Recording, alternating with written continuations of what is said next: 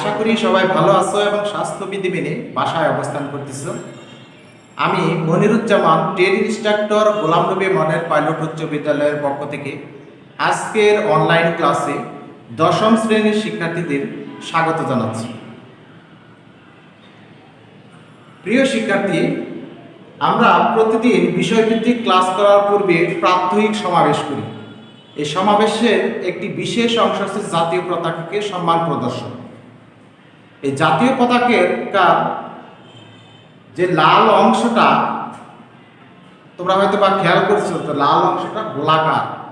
আর তোমাদের যে স্মৃতিস্তম্ভটা আছে, বিদ্যালয়ের মাঠে যে স্মৃতিস্তম্ভটা আছে, স্মৃতিস্তম্ভের মাঝখানের অংশটাও খেয়াল করো গোলাকার। এই গোলাকার অংশটাকে আরেকটা নাম দেওয়া যায়, সেটার নাম হলো বৃত্ত। আজকে আমাদের পাঠদানের বিষয় হবে বৃত্ত সংক্রান্ত পরিমাপ। বৃত্ত সংক্রান্ত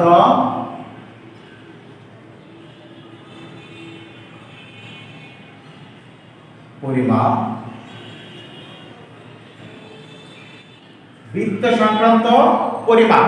এই বৃত্ত সংক্রান্ত পরিমাপ পাঠের উদ্দেশ্য হলো এই বৃত্ত সংক্রান্ত পরিমাপ করে আমরা বৃত্তের পরিধি নির্ণয় করতে পারবো,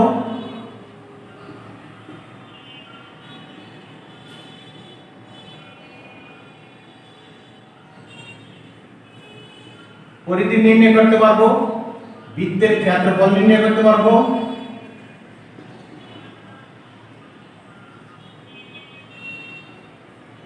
বৃত্তাংশের দৈর্ঘ্য নির্ণয় করতে পারবো,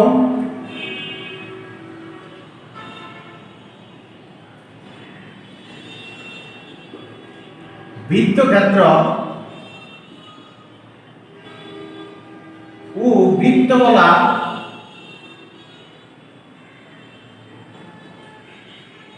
ক্ষেত্রফল নির্ণয় করতে পারবো। এই অধ্যায় শেষে আমরা বৃত্তের পরিধি নির্ণয় করতে পারবো, বৃত্তের ক্ষেত্রফল নির্ণয় করতে পারবো, বৃত্তাংশের দৈর্ঘ্য নির্ণয় করতে পারবো এবং সর্বশেষে বৃত্তক্ষেত্র ও বৃত্তকলা ক্ষেত্রফল নির্ণয় করতে পারবো। তাহলে প্রথমেই আমরা বৃত্তের পরিধি নির্ণয় করি, দেখি কিভাবে পরিধি নির্ণয় করা সম্ভব।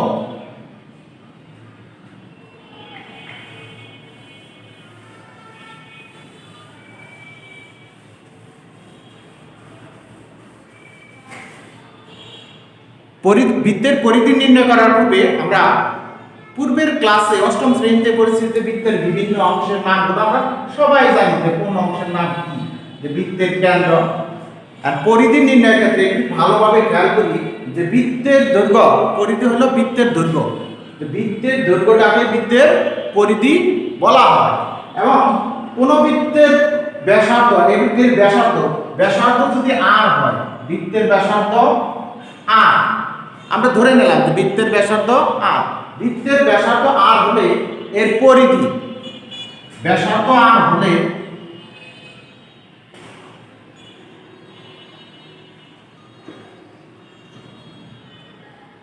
পরিধিকে আমরা সি দ্বারা প্রকাশ করি। সি সমান 2 পাই আর। ব্যাসার্ধ আর হলে পরিধি সি সমান 2 পাই আর। এখন পাই এর মান নির্দিষ্ট, পাই এর মান হলো পাই সমান বা 3.141596 একটি অমূলক সংখ্যা। অমূলক সংখ্যা। আর এর আসন্ন মান হিসাবে আমরা ব্যবহার করি যে পাই সমান 3.1416। এটা আমরা আসন্ন মান হিসাবে ব্যবহার করে থাকি। তাহলে যে কোনো বৃত্তের ব্যাসার্ধ যদি জানা থাকে তাহলে সে বৃত্তের পরিধি আমরা বের করতে পারবো। চলো তাহলে আমরা দেখি, যদি আমরা একটা প্রশ্ন লিখি যে কোনো বৃত্তের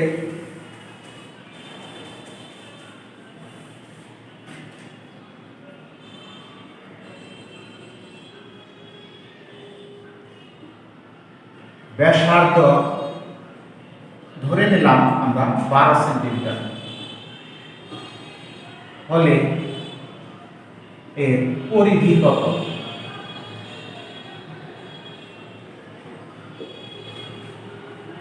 একটু আগে আমরা একটা সূত্র বলছি যে বৃত্তের ব্যাসার্ধ যদি r হয় তাহলে পরিধি হবে 2 পাই r। তাহলে এখানে দেওয়া আছে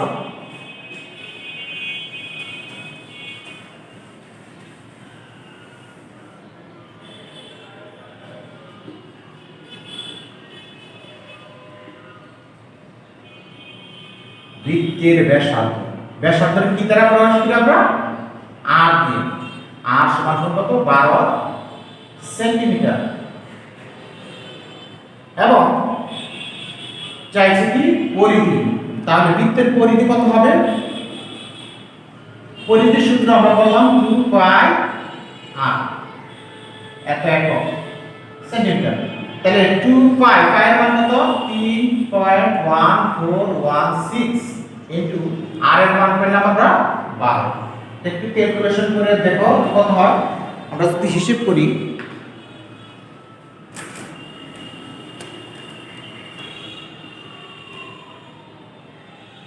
2 into 5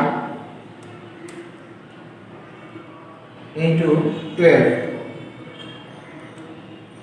75.398 সেন্টিমিটার। তাহলে যদি কোনো বৃত্তের ব্যাসার্ধ জানা থাকে তাহলে বৃত্তের পরিধি নির্ণয় করা খুবই ইজি।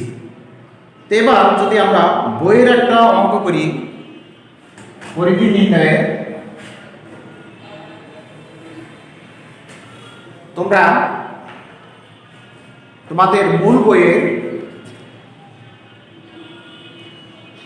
317 পৃষ্ঠা 16.3 5 নম্বর অঙ্কটা যদি আমরা এখানে করি যে একটি বৃত্তাকার মাঠকে ঘিরে একটি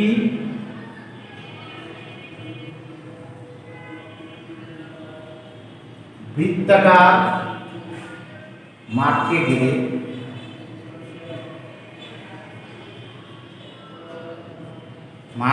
ঘিরে একটি রাস্তা আছে।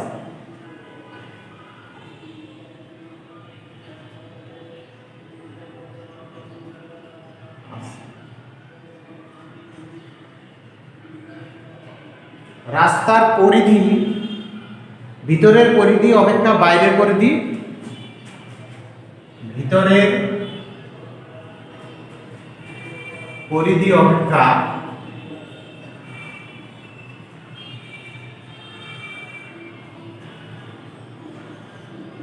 বাইরের পরিধি 44 মিটার বড়, 40 মিটার বড়। রাস্তাটি প্রস্থ কত? এর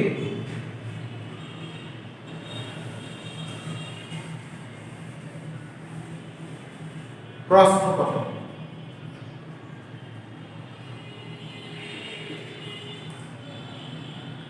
আবার ডাকটা খেয়াল করো, যেখানে বলছে যে একটি বৃত্তাকার মাঠকে ঘিরে একটি রাস্তা আছে এবং রাস্তার ভিতরের পরিধি অপেক্ষা বাইরের পরিধি 44 মিটার বড়। তাহলে রাস্তাটির প্রস্থ কত? যে একটা বৃত্ত যদি আমরা কল্পনা করি যে একটা বৃত্ত, এই বৃত্তকে ঘিরে আরেকটি রাস্তা আছে, সেই রাস্তার পরিধিটা ভিতরের পরিধি অপেক্ষা 44 মিটার বড়। তাহলে রাস্তার প্রস্থ কত? তার মানে এইটুকু চাইছি, তাই না? এইটুকু নির্ণয় করতে বলছি।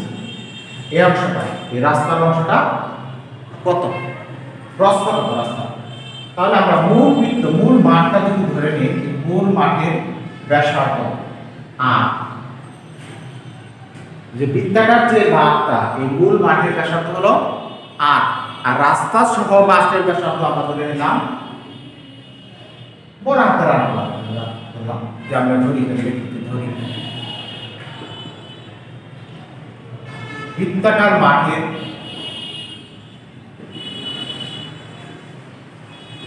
ব্যাসার্ধ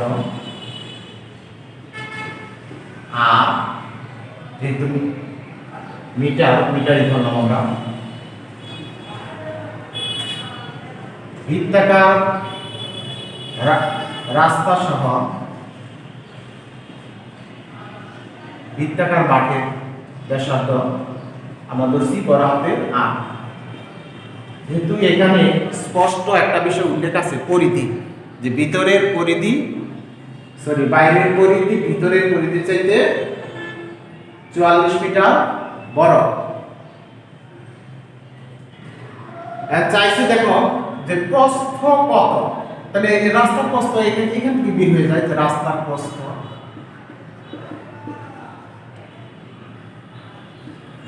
এই বড় অংশ থেকে ছোট অংশটা যদি বাদ দিয়ে দিই আমরা r মাইনাস r,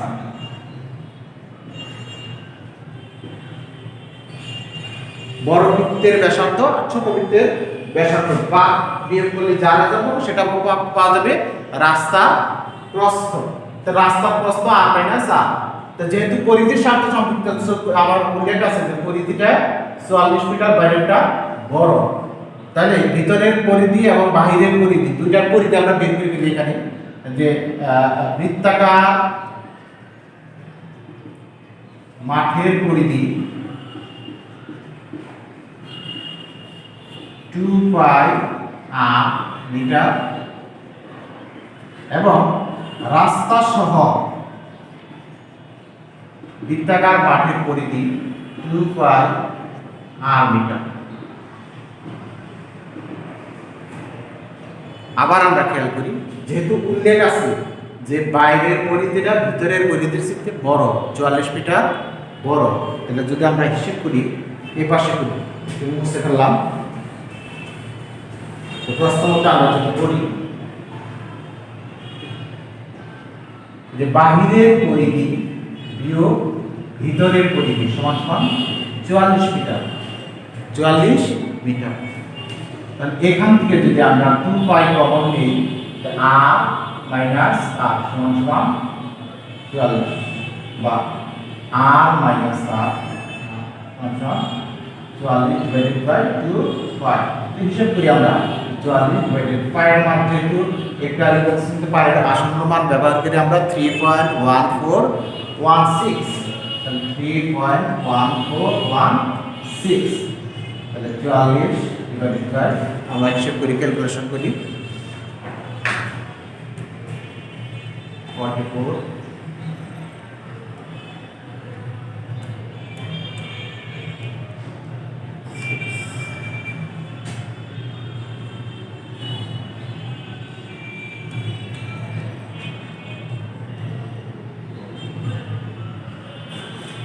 6.2832, তাহলে 44 ডিভাইডেড বাই 6.2832 7.0028 এত মিটার। আমরা যদি 3 ঘর পর্যন্ত নিই, আমরা জানি যে 3 ঘর পর্যন্ত নিই, তাহলে পরের ঘর যদি বিবেচনা করি 8 আছে, তাহলে আগের ঘরের সাথে 1 যোগ হবে, তাহলে রেজাল্ট হবে 7.003 মিটার।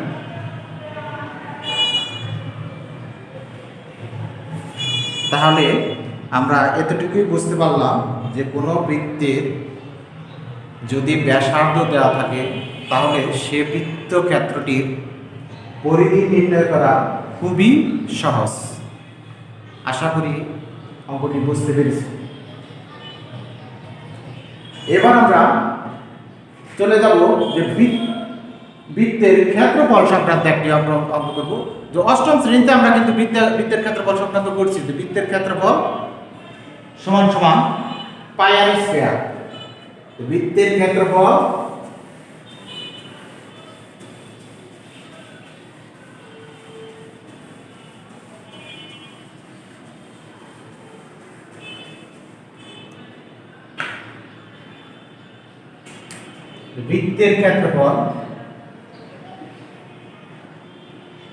অষ্টম শ্রেণীতে আমরা পড়ে আছি, মনে আছে?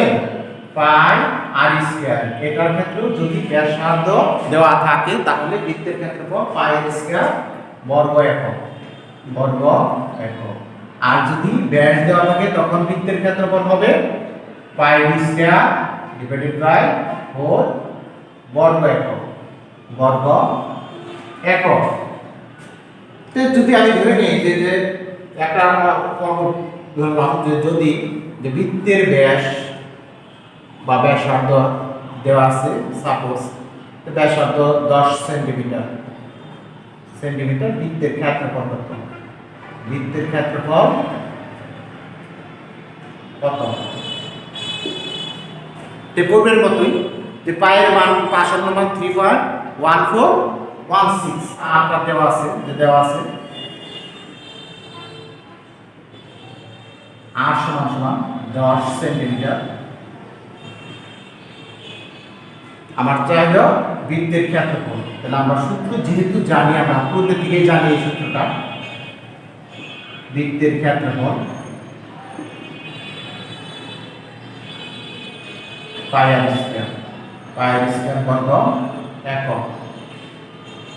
তাই পায়ের রাশির মান আমরা ব্যবহার করব 3.1416 আর স্কয়ার, আর মান ফুল স্কয়ার এত বর্গ সেন্টিমিটার। তাহলে 3.1416 আর 10 কে বর্গ করলে 100 বর্গ সেন্টিমিটার।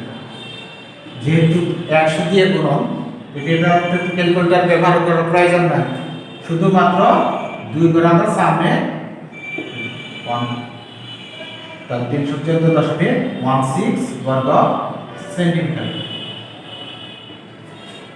তাহলে বৃত্তের পরিধি নির্ণয় করতেও পারবো, বৃত্তের ক্ষেত্রফল নির্ণয় করতে পারবো। প্রিয় শিক্ষার্থী, চলো এবার বৃত্তাংশের দৈর্ঘ্য কিভাবে নির্ণয় করতে হয় তা শিখি।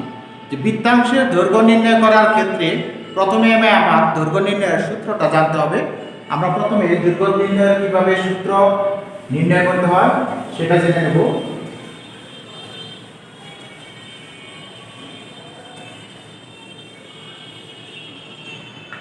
মনে করি ও কেন্দ্র বিশিষ্ট বৃত্তে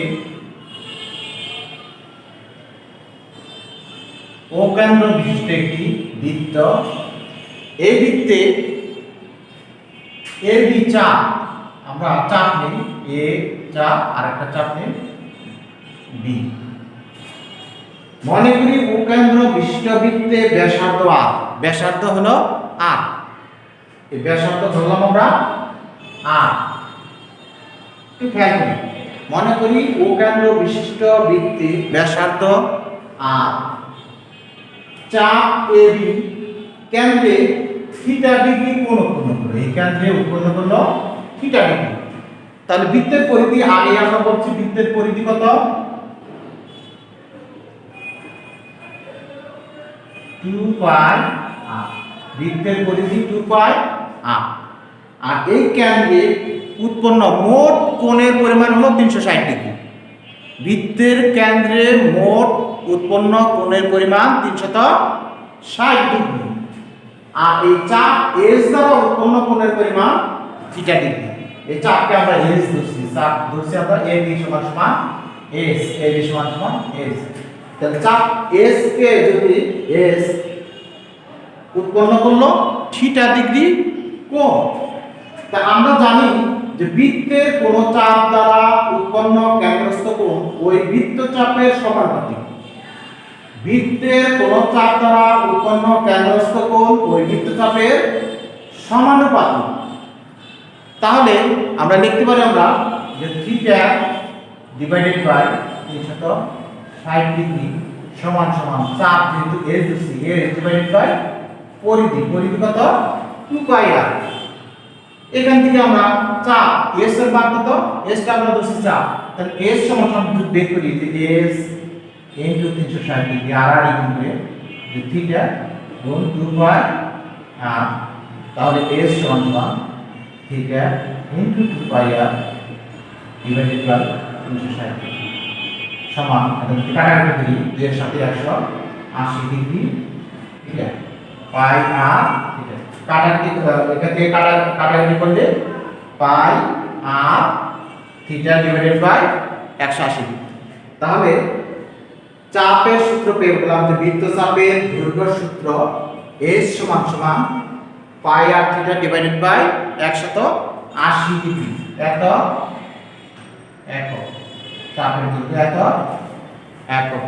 এখন বৃত্তচাপ সংক্রান্ত একটা আমরা অঙ্ক করব যে 16.3 এর 1 নম্বর অঙ্কটা আছে যে একটি বৃত্তচাপ কেন্দ্রে 30 ডিগ্রি কোণ উৎপন্ন করে। একটি বৃত্তচাপ কেন্দ্রে লিখি যে একটি বৃত্তচাপ কেন্দ্রে 30 ডিগ্রি কোণ উৎপন্ন করে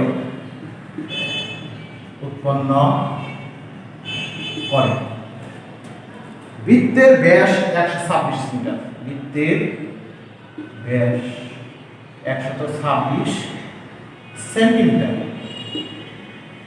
সেন্টিমিটার হলে চাপের দৈর্ঘ্য নির্ণয় করো। চাপের দৈর্ঘ্য নির্ণয় করো। নির্ণয় করো।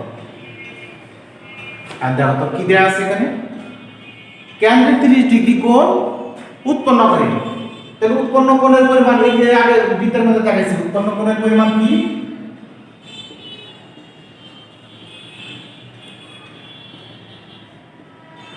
উৎপন্ন কোণের পরিমাণ কি দ্বারা প্রকাশ করছি আমরা? থিটা দ্বারা। এই থিটা সমান কত ডিগ্রি দেওয়া আছে? 30 ডিগ্রি। বৃত্তের ব্যাসটা কত দেওয়া আছে? ব্যাস যদি 126 সেন্টিমিটার হয় তাহলে ব্যাসার্ধ কত? ব্যাসার্ধ r সমান 126 ডিভাইডেড বাই 2 সমান কত? 63 সেন্টিমিটার। আমার থিটার মান এবং r দুটার মানই বের হয়ে গেছে। আমার দরকার হলো চাপের দৈর্ঘ্য। চাপের দৈর্ঘ্য s সমান কত? তা আমরা একটু আগে আমরা পড়ছি, সূত্রটা পড়ছি যে আমরা জানি যে চাপ s সমান পাই r থিটা ডিভাইডেড বাই 180। এখন শুধু মানটা বসাইলেই রেজাল্টটা বের হয়ে যাবে। যে মান বসাই, পাই এর মান 3.1416, আর এর মান পাইছি আমরা 63, আর থিটার মান দেওয়া আছে 30 ডিগ্রি ডিভাইডেড বাই 180। দেখি কত ডিগ্রি হয়।